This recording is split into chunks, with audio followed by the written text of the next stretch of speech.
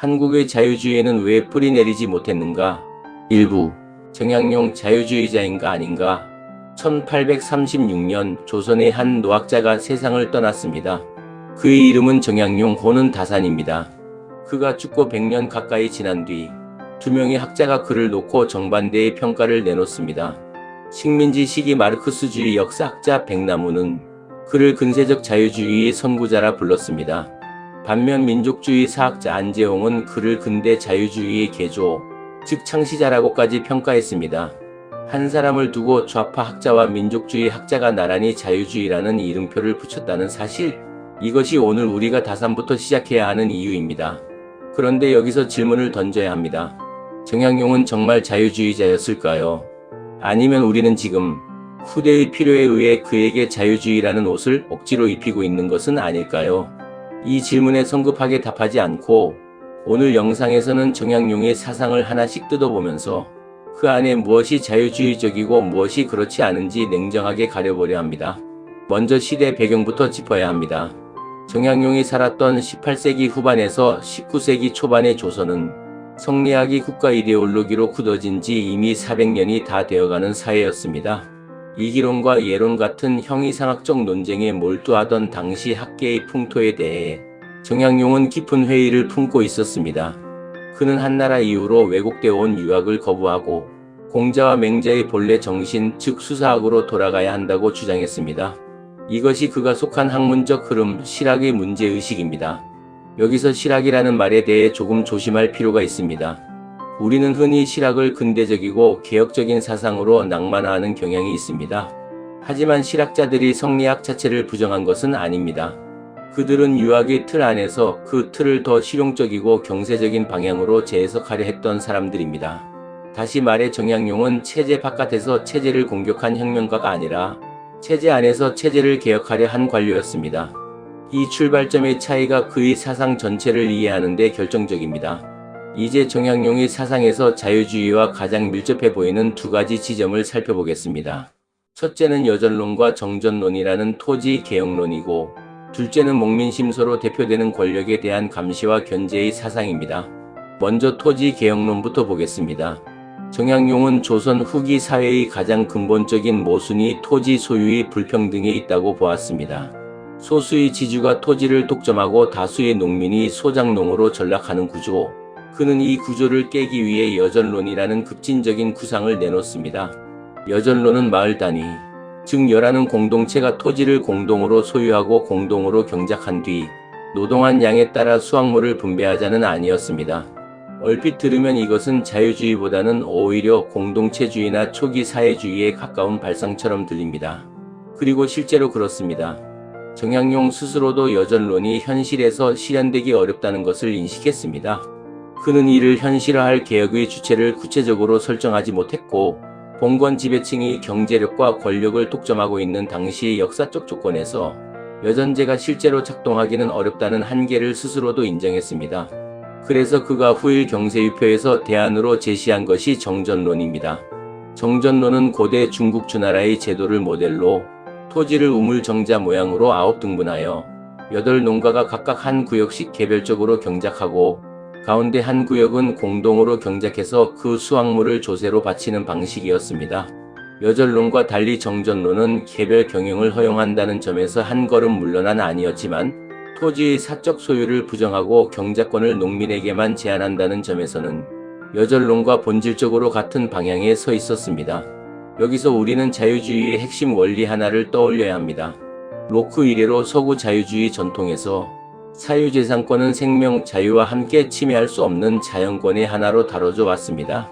시장 자유주의의 관점에서 보면 사유재산권이야말로 개인의 자율성과 경제적 자유를 지탱하는 토대입니다. 그런데 정약용의 토지개혁론은 정확히 이 지점에서 자유주의와 갈라집니다. 그는 토지의 사적 소유 자체를 문제의 근원으로 보았고, 국가 혹은 공동체가 토지 분배에 적극적으로 개입해야 한다고 믿었습니다. 이것은 자유방임이 아니라 강력한 재분배 기획입니다. 시장 자유주의의 언어로 말하면 정약용은 자유주의자가 아니라 오히려 그 반대편에 가깝습니다.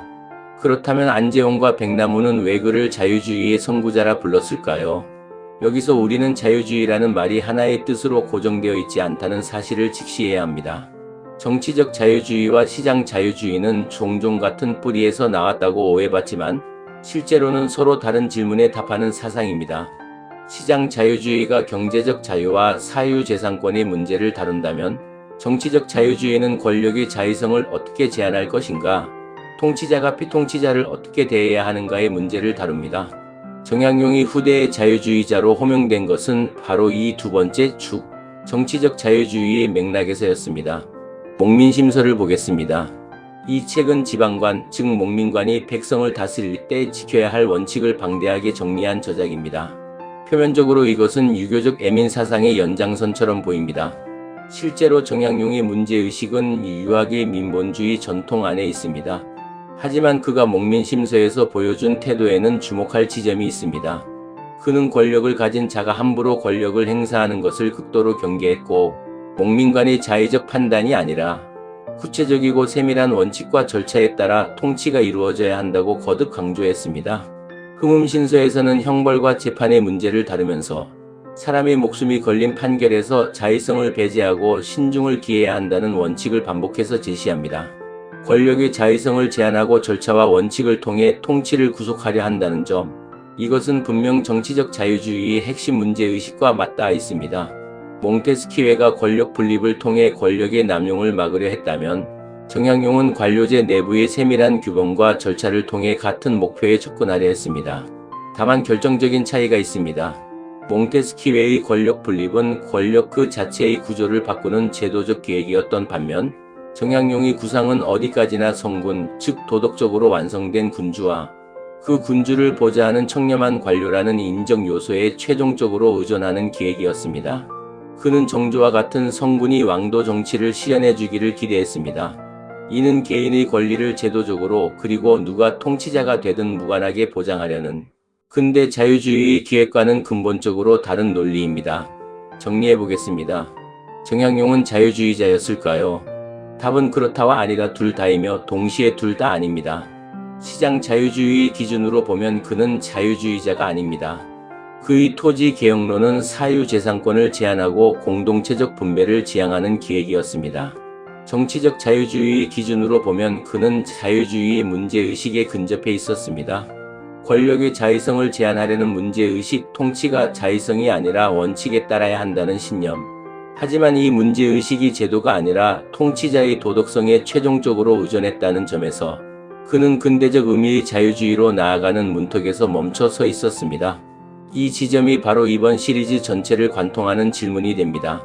한국의 자유주의에는 왜 뿌리 내리지 못했는가? 그 답의 실마리는 이미 다산에게서 발견됩니다. 조선의 개혁 사상가들은 권력의 남용을 막아야 한다는 문제의식은 날카롭게 벼려냈지만 그것을 제도가 아니라 사람의 도덕성에 의탁하는 경향을 반복해서 보여줍니다. 그리고 경제적 자유와 사유재산권이라는 서구 자유주의의 또 다른 축은 조선의 개혁 사상 안에서 뿌리 내릴 토양 자체가 없었습니다. 오히려 토지 불평등이라는 절박한 현실 문제 앞에서 조선의 개혁가들은 사유재산권을 지키는 쪽이 아니라 제한하는 쪽으로 사고를 전개할 수밖에 없었습니다. 다산의 사상이 실제로 조선 사회에 적용된 적은 없습니다. 그는 18년의 유배 생활 동안 이 방대한 저작들을 써내려갔지만 그의 개혁안이 국가 정책으로 실현되는 일은 끝내 일어나지 않았습니다. 그의 사상은 급속도로 무너져가던 조선 사회에 적절히 적용되지 못한 채 후대의 해석을 기다리는 텍스트로만 남았습니다. 그리고 바로 이 미완성, 이 좌절된 가능성이야말로 이후 우리가 다룰 개화파 사상가들 유길준과 서재필이 등장하는 배경이 됩니다.